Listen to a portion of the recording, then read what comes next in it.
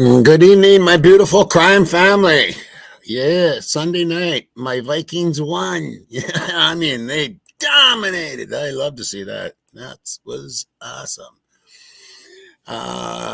Good to see everybody out and chatting and stuff already. A good crowd. And tonight, I'm going to respond a little bit to some crap or whatever, but that's not the main thing. I'm going to show where the 80 Ada County Jail. I'm going to show a little bit about that. I ran across the video of it, and from, who was it now? Court and Crime with Tia. And yeah, she's got the layout. I'll show you. It's a video. And then I'm going to run the production I did of The Highway Has No End. And that's from my hometown. So yeah, anyway, let's say hi to my beautiful crime family. Joey, good to see you, brother. Yeah, them Vikings. Yes, they did good. Really good. Yeah, Val, good to see you. Elizabeth, good to see you. Squishy Bum, good to see you. Down the rabbit hole to hell, good to see you. Teresa R, good to see you. Moonlight. Ray's, good to see you. And Ty Knotts, good to see you. And Greg Mertz, good to see you. Jennifer Swain, good to see you. Lila, good to see you. Elizabeth, good to see you. Lenore, good to see you. Open Mind, good to see you. Ro, good to see you. Cryptic Conversions, good to see you. Moonflower Laza, my girl, good to see you. Kim Joslin, good to see you. Debbie Gazzardo, good to see you, my girl. Hoffy Master, good to see you, brother. And yeah, and everybody, Julius, Meg P, yeah, everybody out there, Jane, hello, and welcome to Once Upon a Crime Time, and I'm your host, Tommy Jubert. And yeah, let's get to let's do the. Should I do that first or what? Well, I have to say, and I hate going here. I mean, I really hate this kind of stuff.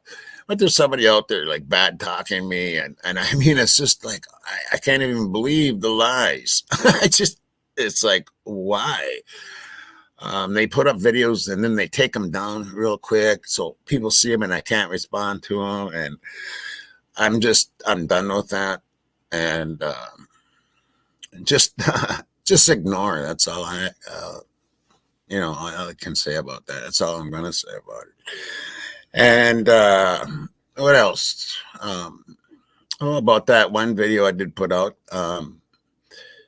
I stand by my source, and my source, I don't give out who it is. I might say somebody because they keep pushing me to say somebody, but I don't give out my sources. And I can't give out my sources. And that's just the way it is. And I do trust that source, but I do have to say some of that stuff is still under, and I was told after, some of the stuff is still under investigation, and this is stuff that's come up in an investigation. So I got to say that also. Anyway, I'm done with that. But I want to show you. I do want to show you this video. Where is it here? Where am I? Oh yeah. Okay, here we go. And this is Ada County. I'm Sheriff Matt Clifford, the Ada County Sheriff's Office. Welcome to the jail.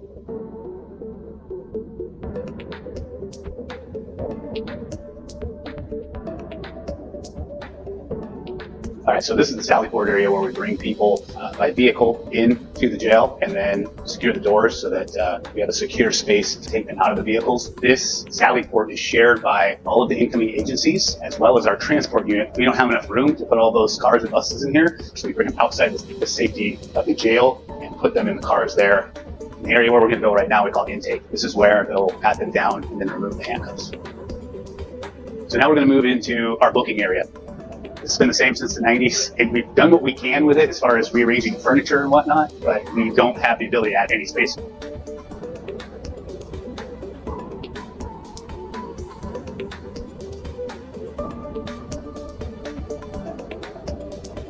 So this is the inmate property room. So if you're booked into the jail, we have property techs that will take all of your property, package it up, and get stored in this room until you're released. This, again, I started here 23 years ago. This room is the same size as it was in the 90s, and it is packed full of property. It's people's personal property, so we have to take care of it and count for every piece. So here's the kitchen.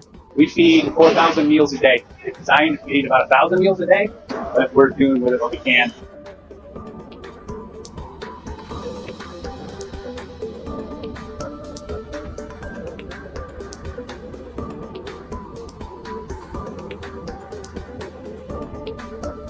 We're now in the laundry. Inmates also run the laundry area, so over 2,500 loads of laundry. So we don't send that out to contract. We have inmates do it here. It saves a lot of money. So there are two different terms as far as capacity. You have rated capacity and you have operational capacity. So rated capacity, that's basically they count up all the toilets and all the sinks and say you can have this many inmates stay in your jail. If you get to rated capacity, it's already a bad day. What we have to look at is operational capacity, which is going to be underneath your rated capacity. It's also called operational capacity because we have to keep beds in the jail open so we can move people if needed. So the rated capacity for our jail is 1,116 beds. The operational capacity is 949 beds. Right now, overall, we're functioning at over 970. Now, we're actually thankful for that because most days this year we've been up over 1,000 people. As soon as you bump over that operational capacity, efficiencies, safety and security, all of those types of things, they start to diminish. So this is our health services unit. So it's basically like a small hospital. The only thing we don't do here are surgeries and things like that. But we have 24-hour nursing staff that distribute meds and monitor people's health, but we do have the ability to take people outside the facility if they need specialty care. So this is the warehouse space for 1,000 people, 4,000 meals a day. Think about toilet paper and soap for 1,000 people. It's a mess. We don't have the room. We have to find other little nooks and crannies in the jail to just stick items.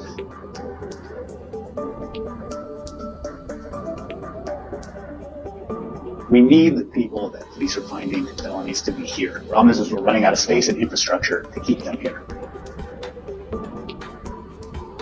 Thank you for taking the tour of the jail with us today.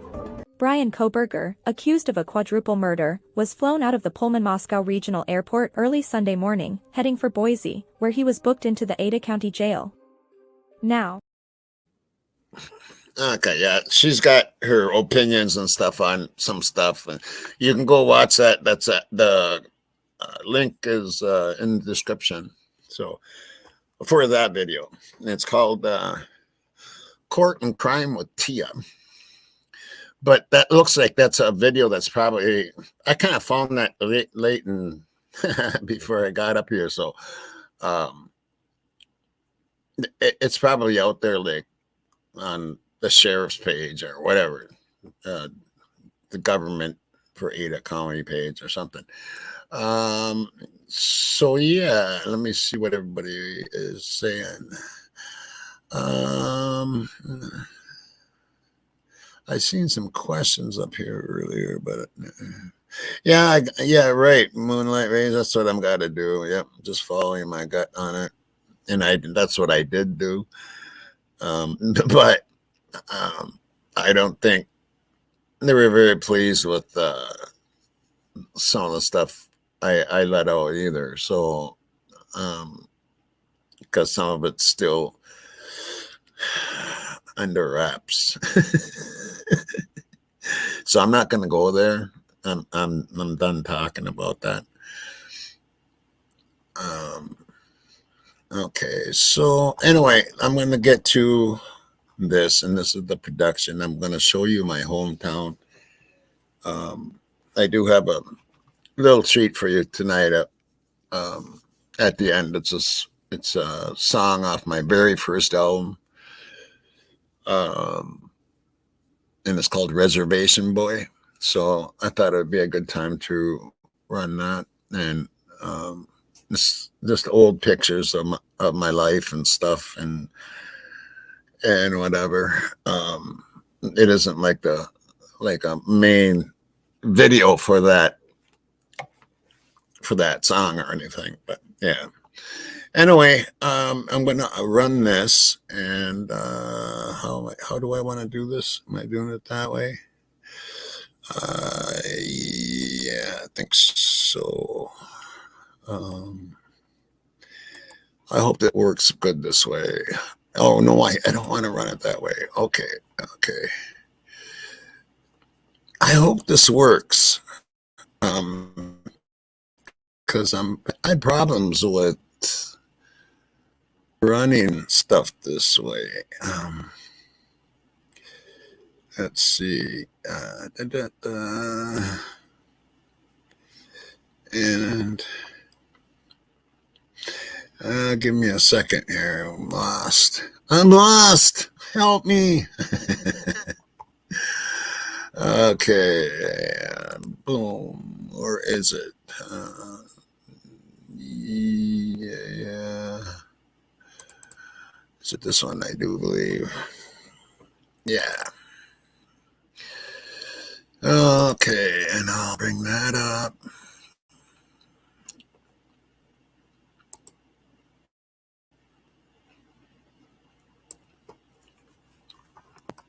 Okay.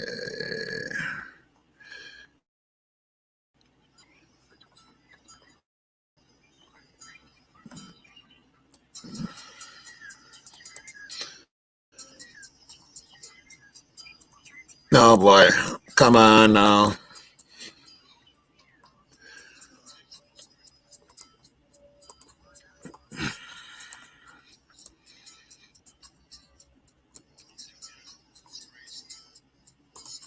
Okay, there we go. Oh, that was giving me some problems. Back to here. I'm getting there. Okay, there we go. No, not that. I need this, and I hope this. I hope you guys let me know right away if you guys hear it or not, because do you remember when I had problems doing it this way? I'm hoping I don't have a problem doing it this way. Here we go. No, this thing's in the way. There we go. Here we are.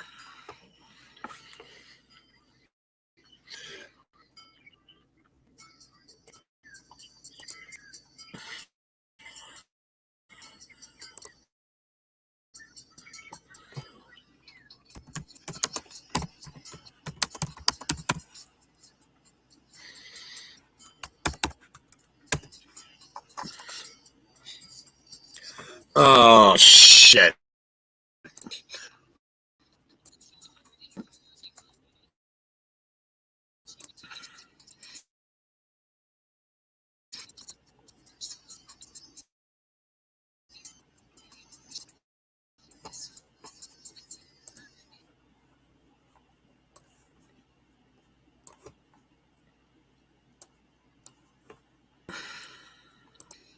Okay, so there's no sound. Okay, I got it. I got to check. I'm going to check on the one setting here because it. Almost has to be in my settings. I don't know, some could have changed, but apparently some did. Okay, let me see here.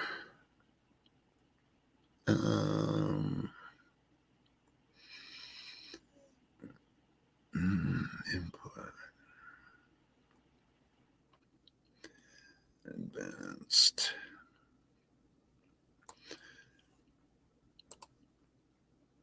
Okay, I'm gonna have to.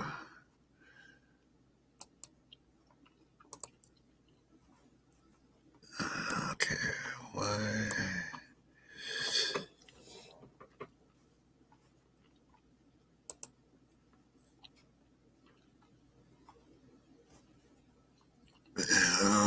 Output device. Yeah.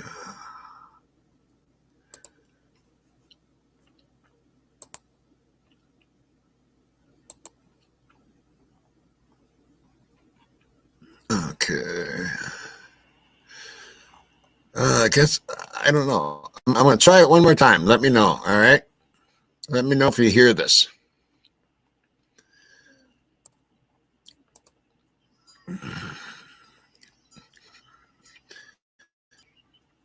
Do you hear this?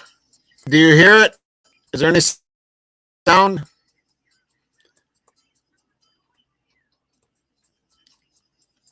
Any sound?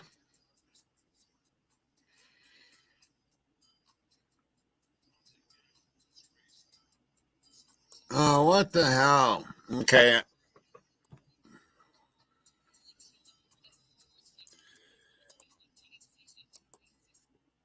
Sorry about that. I will get this going here. Jeez. I got to figure this out. I don't know why I can't share my screen, my media screens. Yes, I'm having issues. Okay, so let me do it this way.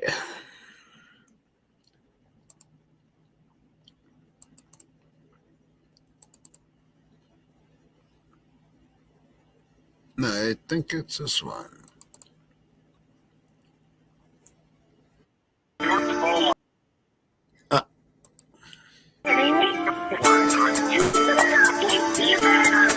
Should be able to hear it now.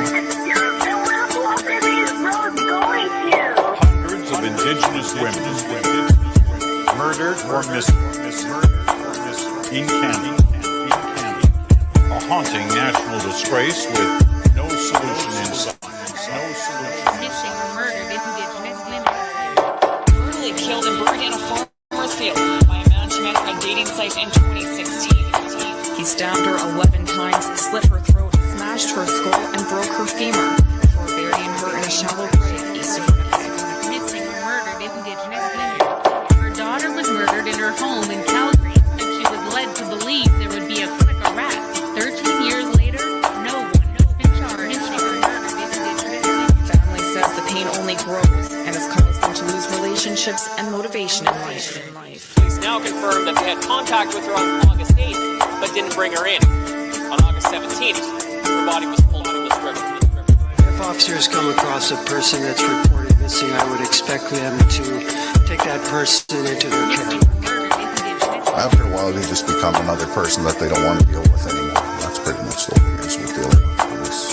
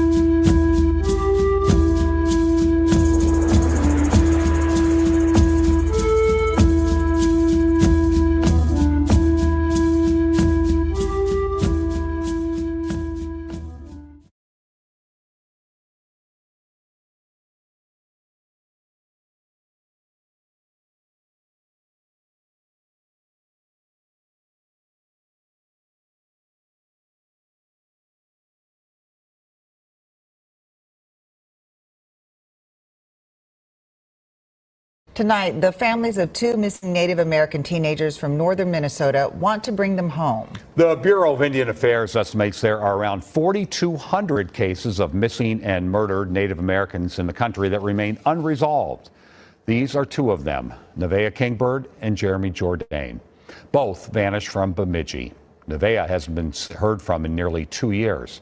Jeremy disappeared 6 years ago. WCCO recently spent time in Bemidji during one of the searches to learn more and to meet the families still holding on to hope. Tonight, Jennifer Merrily shares their stories. Before every search, there's smudging. In the morning, before we go, I feel like it's for protection. This group of family and supporters came together to look for Nevaeh Kingbird. She was 15 when she was last seen in late October of 2021 in South Bemidji. There's so many possibilities of what could have happened.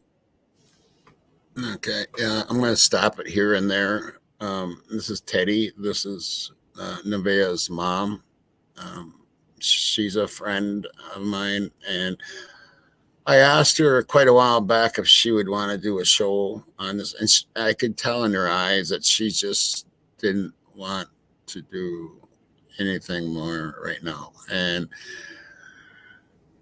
I know what's got a beautiful daughter and ended up missing, and it'll tell the story here.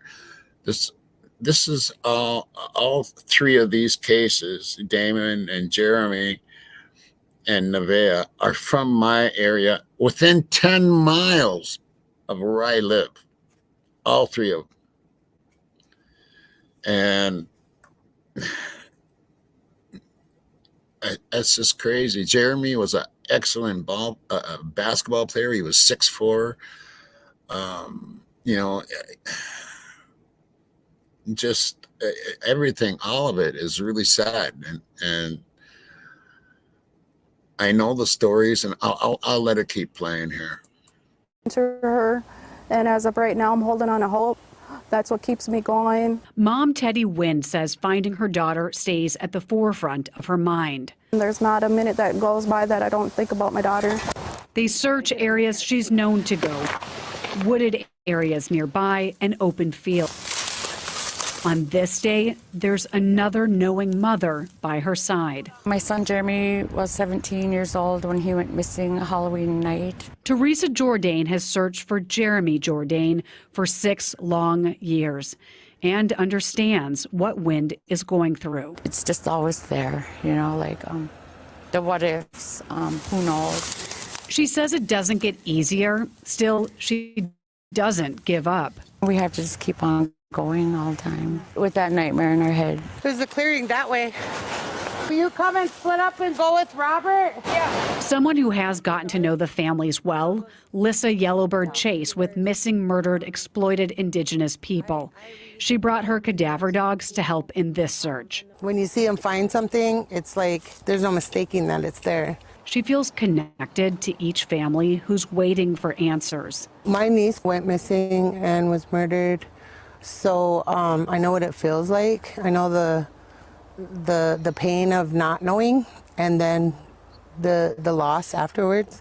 So I guess this is part of my healing process as well, is to help others. And that's why she's now taking proactive steps with her own family, with her community in North Dakota. I actually do scent kits on kids on my reservation. So if someone goes missing, they have a smell dogs can track. And she started. You hear that? They have scents that they give in to, and so if they ever end up missing, that they have their scent. And it's not just that either. There's more to this. Collecting fingerprints for her family. Fingerprints. So if there's a recovery made, if I go missing, they have those on file. And with good reason. According to a report made to the legislature, American Indian women and girls make up 1% of Minnesota's population. But from 2010 to 2018, they made up 8% of murdered women and girls in the state. As long as you have people with less life chances, no living in poverty, have less, access to education and things like that, we are the petri dish for all these predators. So they join together to help each other, admitting there's a lack of trust with law enforcement. Yes, there is a lack of trust with law enforcement, and I was raised here, and that's the way it is. And it's a hard thing, once you lose trust, it's hard to gain it back, and it doesn't matter what kind of relationship that we're talking about. If you lose trust in law enforcement in your area, that's hard to gain back. That's, that's like somebody cheating on you in a relationship or something, um, and hard to gain that trust back. They're going to be going to a college, and that college is probably a mile and a half from me. And the teacher there the teacher talking to Nevaeh's sister, I played ball with, and he was the sheriff of this county right here. And he's been to this house when he was a sheriff. He gets out of the car. What are you doing, Tommy? That was it. We had over $10,000 worth of fireworks, and we're we're having a little fun. And I guess some neighbors didn't like that too well. But yeah, he's on here, and I played amateur ball with him. He was a pitcher, and I was a catcher. So yeah. But anyway, it's really sad because they interview Nevaeh's sister, and I lost a son to murder, and it was really hard to get through. I mean, really, really, really hard. I went through 3 years of therapy and heavy therapy, and but missing, that's a whole different ball game. And to wake up every morning and know that your loved one, where are they? You know what I mean? Where are they? Are they alive? Are they, are they gone? Are they being taken care of? Are they being trafficked? And that's a thing with that we're going to be getting into when I start up another channel, and Rory's going to be starting a channel on it. And he ran a show the other night, a really good show. If you haven't seen that, go watch it. But yeah, the trafficking thing, they really need to do something about this. This is a major problem.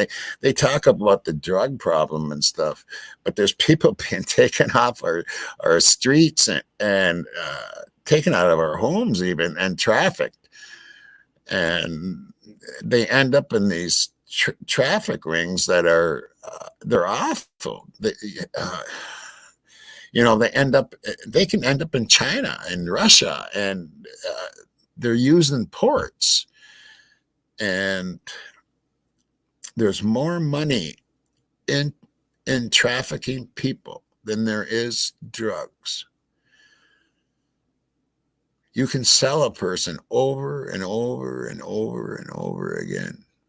And it's just, this stuff needs to stop. And you know what the crazy thing is if they just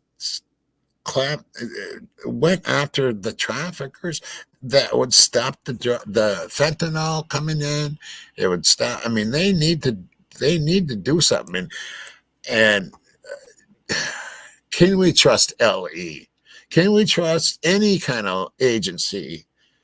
Are they just allowing the drug? You have to start wondering, when this many drugs are coming in and this many people are being trafficked, you got to start wondering, okay, who's involved? Who's letting this stuff through the borders? And that's what we need to nail down. And if they can nail these people down, and the thing is, it's billionaires. It's billionaires. They're controlling it, and it's just what we're going to be digging up between the channels is going to be horrifying. It's going to be horrifying stuff. What's going to be coming out on these channels, and was Nevaeh trafficked? We don't know. She's gone. They can't find her. They can't find her anywhere. They've been searching for 2 years, and they can't find her. Did something happen? You're going to learn about that night and what happened here, and I'm going to get into that right now. I'm going to let this play out here. I do have questions about that night and about whose home she ended up with and stuff. I do have questions about that. I'm not sure where the law enforcement's investigation is on this at all, because they really don't talk about it. And the law enforcement response is so slow for Native Americans. It's crazy. I'm just going to let this play out here. Of combing the grounds is to eliminate a theory that Nevaeh Kingbird succumbed to the cold and to give police reason to follow other leads. We also want to prove to them that if we don't find her in this area, we just want them to look at other theories besides they thinking that the elements took her. Detective Sergeant Dan Seberg says they've received over 50 tips. None have led them to Nevaeh. It's possible that hypothermia set in. But and then the stupid law enforcement keeps going to this. Oh, she probably, if she just succumbed to the elements, you would find her. You know what I'm saying? Come on, dumbass. I'm sorry, but that's what I gotta tell. He's a dumbass. with not locating her, anything at this time is on the table. He's also working Jeremy's case. What could help bring these teenagers home? Unfortunately, I don't know what the answer is to that. Somebody that knows something coming forward and saying something. While they wait for someone to come forward, they do all they can to find resolution. We all want to bring her home. We miss her. Being at home and not doing anything, just sitting there and waiting for somebody else to search for our missing loved one, I don't feel like that's going to happen. I feel like as a mom, I have to be out there to be her voice, to be out there looking for her, regardless of what anybody else says. In Bemidji, Jennifer Mearley, WCCO News. Yeah, and who puts the search together? The family. The family, not law enforcement. The family. There's another search for Nevaeh during the last week of September. You can go to WCCO.com to sign up and join. Well, this coming Sunday marks 2 years since 15-year-old Nevaeh Kingbird vanished in Bemidji. Her disappearance sparked massive searches, the most recent happening just last month. Police say they've gotten several tips, but still no answers. Now, Nevaeh's big sister is taking a new approach to bring her home. Heidi Wigdahl shows us how. Autumn is a time of change and transition. But as seasons have come and gone in Bemidji, Minnesota, there's been no change in the disappearance of Nevaeh Kingbird in 2 years. It still feels fresh to us, like the hurt is still there. LaKaylee Kingbird, I look at this book, Lynn, is Nevaeh's big sister. I'm feeling sad. The pair, just over a year apart in age. It's just the love. You can just tell how much we loved each other. Life has been hard without her, just like my best friend, and just everything in one. LaKaylee, I remember this picture.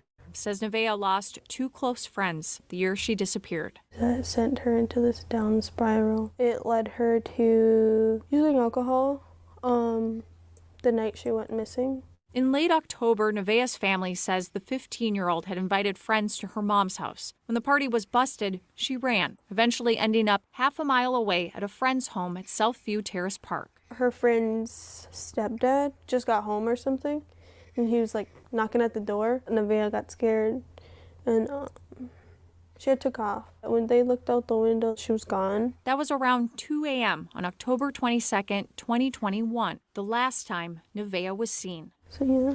LaKaylee was away, getting treatment for her mental health. They were telling me over the phone that she ran away. I let myself believe that, It wasn't our first time. Me and her both ran away before. Also, I had like the negative side where I was like, something doesn't feel right. Nevaeh's phone, clothes, all left behind. And then this is about a month later, an old picture of us. LaKaylee says investigators started asking questions. And I just know that I want to help people that are going through the same thing I am. LaKaylee's sister's disappearance opened a door to a new path. At 18, she's now a student at Leech Lake Tribal College in Cass Lake. In this classroom, education meets lived experience. How's mom doing? Yeah, and this is Frank Homer. This is the one I was telling you about. He was the sheriff of this county, and I played ball with him way back when I was young. Was a really good pitcher, but you can tell the community is very carried, and they go out and help search and all that. But it takes more than that. It takes law enforcement to really step up to the plate. They just don't do it fast enough. When someone goes missing, they need to act faster. They need to act faster. I mean, what else they got to do? I mean, come on. I mean, they need to act faster. Here we go. She's good. When I first met with LaKaylee, because I always like to pick brains a little bit and see what the interest in law enforcement is and what they want to do with their degree. The standards to be a licensed peace officer. One of her reasons was just that, what she has been through. The way her investigation was handled, the way her case is still being handled. I just want to spread awareness for not just my sister, but everybody else that didn't get any, attention. You can see the statute numbers. To be an agent of change, Bemidji sits in the middle of 3 large Indian reservations. Of course, State Fire Marshal. LaKaylee and Nevaeh are enrolled members of the Red Lake Nation. Our people go missing, and not just the women, the guys too. It's a pandemic for our people. It's why LaKaylee's ultimate goal is to work for Minnesota's Missing and Murdered Indigenous Relatives Office, established by the legislature in 2021. According to MMIR, although they make up less than 1% of the population, Indigenous women, girls, and Two-Spirit people account for 8% of all murder victims in the state. Native women face murder rates more than 10 times the national average. We're still not doing enough. It's difficult in your schools to talk about those topics, talking about what is.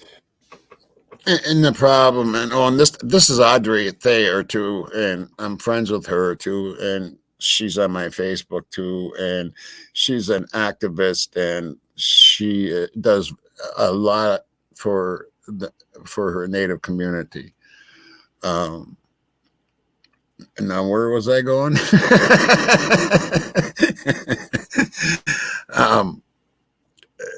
Let me back this up just a tad. Oh, the 10%. Yeah. I mean, that's crazy. It's 10% over the national average of anybody else. And the reason why is because reservations, it's easy for them. It's easy for them to come in and get these kids, and they end up missing and being trafficked. And it's a very sad situation. Was this what happened here with Nevaeh? I don't know. I do have some questions regarding this case, and I think I'll leave that at that for now until I can do a little more investigating, because I will keep you up on this case. Anyway. LaKaylee and Nevaeh are enrolled members of the Red Lake Nation. Our people go missing, and not just the women, the guys too. It's a pandemic for our people. It's why LaKaylee's ultimate goal is to work for Minnesota's Missing and Murdered Indigenous Relatives Office, established by the legislature in 2021. According to MMIR, although they make up less than 1% of the population, Indigenous women, girls, and Two-Spirit people account for 8% of all murder victims in the state. Native women face murder rates more than 10 times the national average. We're still not doing enough. It's difficult in your schools to talk about those topics, talking about what is decolonization, what is sexual abuse, what is trafficking, what is not okay. Instructor Audrey Thayer says it's like opening a Pandora's box. They're all interrelated. Economics. We are in poor counties up here, so the tax dollars for schools and for community housing, just having food on the table. Leech Lake can enforce all state and local ordinances. LaKaylee will spend 2 years in the law enforcement program, taking note of what works and what she thinks could be better. She wishes Bemidji Police Department would have started ground searches sooner. As close as they were, LaKaylee believes her sister would have reached out by now. Yeah, I'm just trying to keep myself busy, you know. I just really think about what things would be like if she were here. DEA shares this jurisdiction. If I were to take these steps still, even if she was here. Even with the winds of change, seasons have come and gone, 2 years worth, with no answers. It's just a picture of her right here. Nevaeh, always close to LaKaylee's heart. We have this engraving in the back. It says, "Bring Nevaeh home and never give up." Always try to keep hope, you know, find hope. Bemidji police say this is still an active investigation with many agencies involved, including the Bureau of Indian Affairs. They're encouraging anyone with information that could help this case to call Bemidji Police or Crime Stoppers Minnesota. LaKaylee and Nevaeh's mom was not available for an interview when we visited Bemidji, but before her daughter went missing, she was taking some law enforcement classes at Leech Lake Tribal College, and Randy and Julie, she's there part-time, and it's her hope that she can graduate at the same time as LaKaylee. Wow. Wow. Yeah. Inspirational. Thank you, Heidi. Yep. Thanks, Heidi.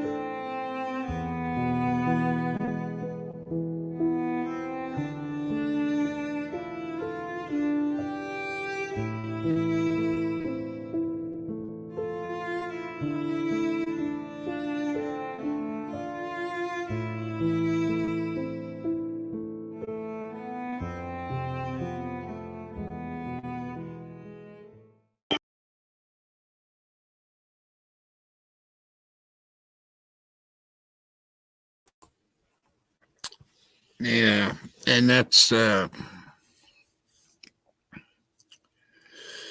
there's more around. I mean, there's more. I took these 3 cases. I can go out a little ways and get more.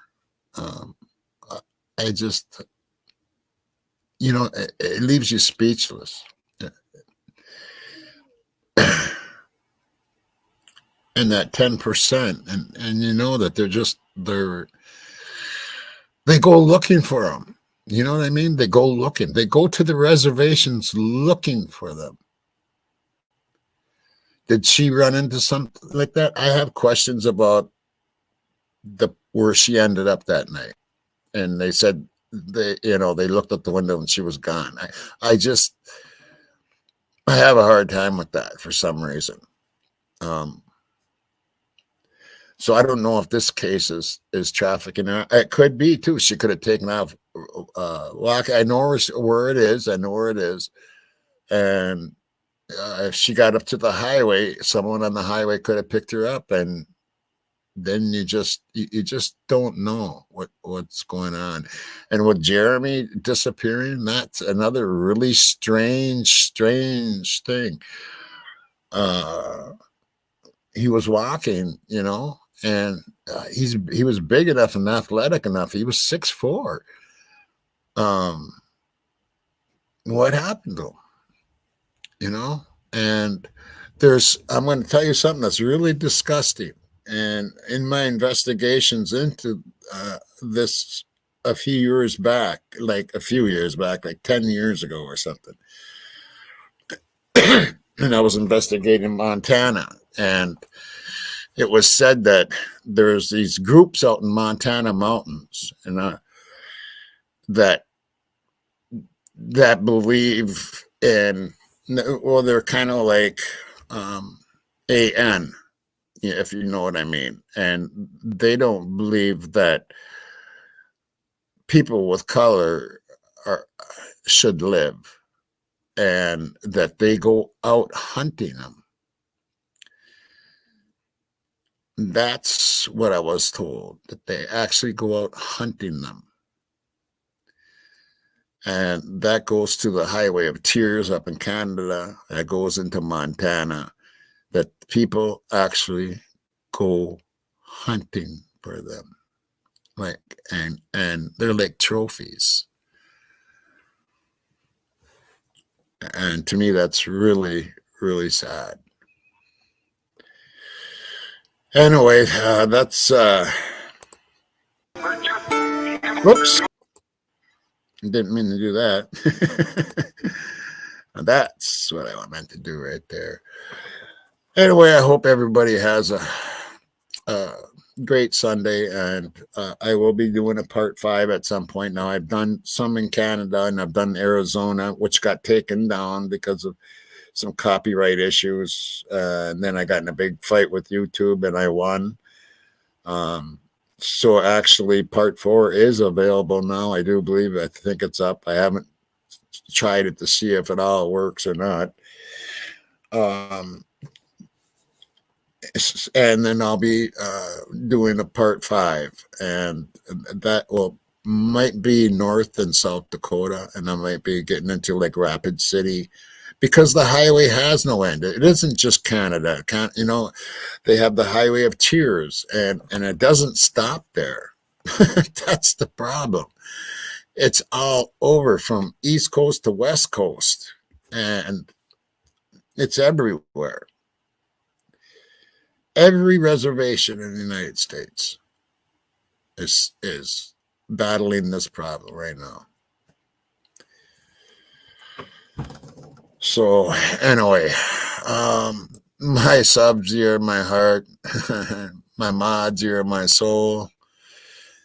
Until next time, rock and roll. And I will be doing, this is off my first album.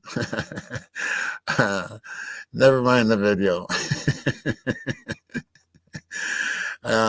But yeah, this is called Reservation Boy. It was on my very first album, Dance with the Wind album, that was released back in '96. Anyway, till next time, rock and roll.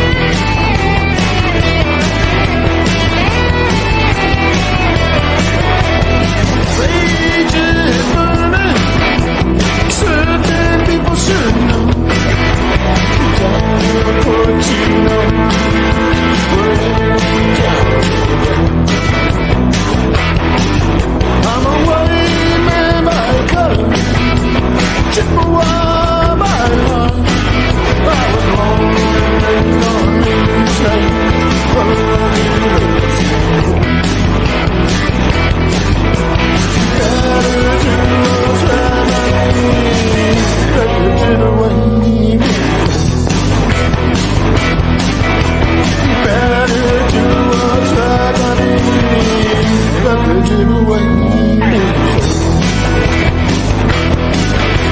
She better do what's right by me. I'm a reservation. You better do what's right by me. I'm a reservation.